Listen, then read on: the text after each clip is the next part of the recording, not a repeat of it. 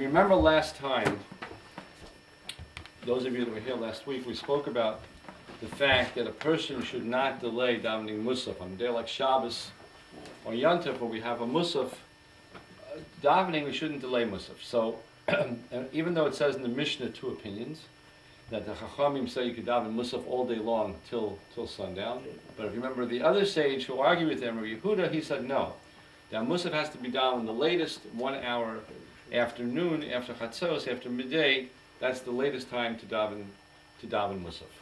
So, along with that thought that a person should not delay davening Musaf, the Gemora presents the following story, which we're going to get into now. Here's the story. It's the top of the page where the Aleph is. Rav Avia Chalish. Rav Avia was weak from hunger. V'loi also lepirkei de Rav Yosef, and he did not come to the shir, to the lecture of Rav Yosef. Rashi says that Rav Yosef was the Rosh Yeshiva, the head of the yeshiva in Pumbedisa, a part of Babylon, and he used to give a shir, a lecture on Shabbos before Musaf, just like we have a little speech before Musaf. So Rav Yosef, the great sage Rav Yosef, I don't mean to compare myself to him, but he used to give a lecture before Musaf. So Rav Avia was weak from hunger, and he didn't come one Shabbos. He didn't come to the shir. L'machor ki asor. The next day he came to the shir on Sunday. Boy Abaye la nuche daiteg Rav Yosef. So the sage Abaye wanted to calm down Rav Yosef. That Rav Yosef should not be angry at Rav Avia, and he was sure that Rav Avia probably had a good explanation. So he figured if he asks him about it in front of Rav Yosef, then Rav Yosef will not be angry at Rav Avia. Amar lei. So Abaye said to Rav Avia, "My tama lo yasama lepirka. Why didn't you come to the lecture? Why didn't you come to the lecture of Yosef?" Amar lei. So Rav Avia said, "Dahaba cholish libe v'lo mutzine." My heart was weak. I was faint from hunger, and I couldn't come. I was so faint from hunger that I couldn't come. Amar lei. So Abaye said to Rav Avia,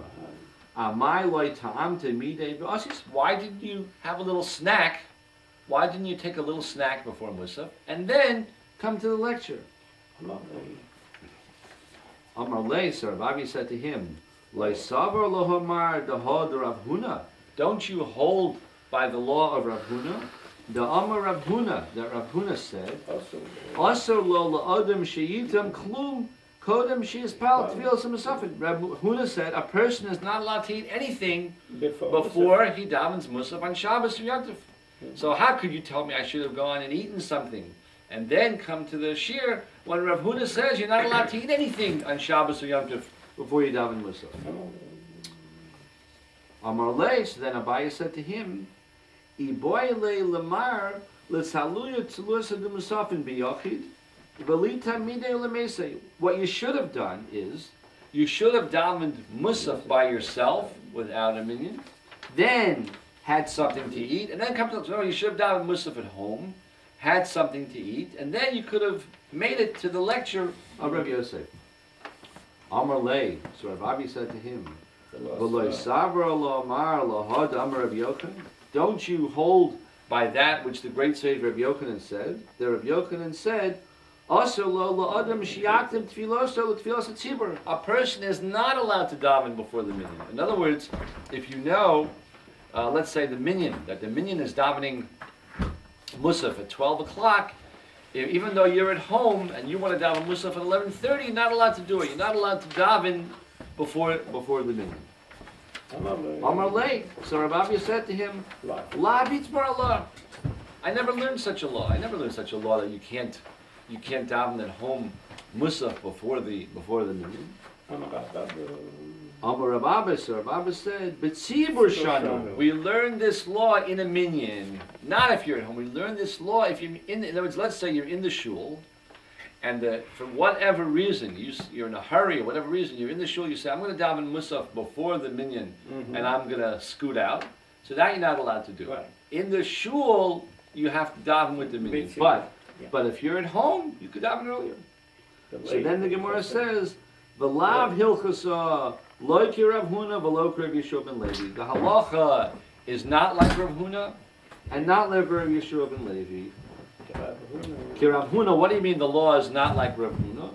Pa di Amran, that which we just said. What we just said, that Rav Huna said what? That you're not allowed to taste anything before you daven Musaf. So the halacha is not like that. The halacha is not like that. The halacha is, and that's the way it is brought down in practice in Shulchan Aruch, you are permitted to have a light snack before you daven Musaf. But what you have to be careful of course, is that if it's Shabbos or Yom Tov, which is of course the days when we daven Musaf, you have to make Kiddush first. In other words, let's say like what we do here in our shul, right? We daven Shachris, then we read the Torah, then I give a drasha, and then we daven Musaf, and then we have the Kiddush. But let's say people were very hungry, or someone was faint from hunger, whatever the reason would be, we are permitted after Shachris, after the morning service, we are permitted to make Kiddush, and we are permitted to have at the Kiddush some light snacks, some pastry, or whatever, a piece of fish. We're not allowed to have a meal before we daven Musaf. After Kriyas. No, even before Kriyas. Even before. As once you daven Shachris, you can make. In fact, we do this one time a year. If you think back on Simchas Torah, what do we do on Simchas Torah? We want everybody to be in a good mood, to be lebedik for the dancing with the Torah, with the hakafas.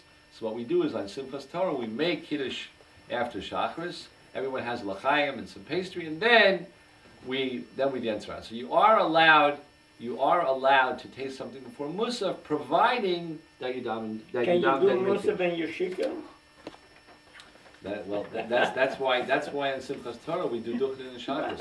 Normally, you bring in a good point. Normally we duchen, the Kohanim bless the people in Musaf.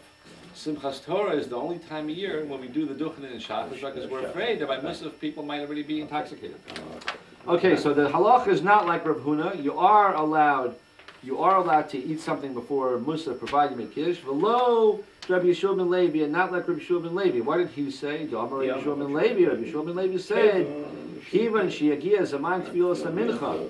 Once the time comes for davening mincha, la'adam shitam klum kadim shitpal. He says the same thing that Rabbi Huna said by Musaf. He says by mincha. He says once the time comes for davening mincha, you're not allowed to taste anything before you daven mincha, and we don't practice like that. We don't paskin like that in actual practice. You are allowed, of course, to eat before mincha. What you're not allowed to do before mincha is you're not allowed to have what's called a suda gedola, a big meal, like a wedding meal or a big bar mitzvah suda. If you're having a big feast, then we say you should daven mincha first, lest you get so involved with the meal that you forget to daven mincha. But just to have shalosh. Yeah, but if you want to have a small meal, you are allowed to have it before mincha. Okay, now this brings us up to the next Mishnah. So we have actually learned the Gemora from one Mishnah to the other. We've covered a respectable amount of Gemora. And we're going to stop here, and what we're going to do from now on, God willing, on Tuesday nights, since we have Rosh Hashanah coming, and Yom Kippur coming, and Sukkot coming, a lot of important laws that people have to know how to celebrate the holidays properly. From now on, for the next few weeks, we will learn the laws of Rosh Hashanah, Yom Kippur, and Sukkot, and then after the holidays, we will get back and continue with the Gemara. That's going to be on love and forgiveness, right? That's, well, the month of forgiveness. Yeah. Okay. It's all you on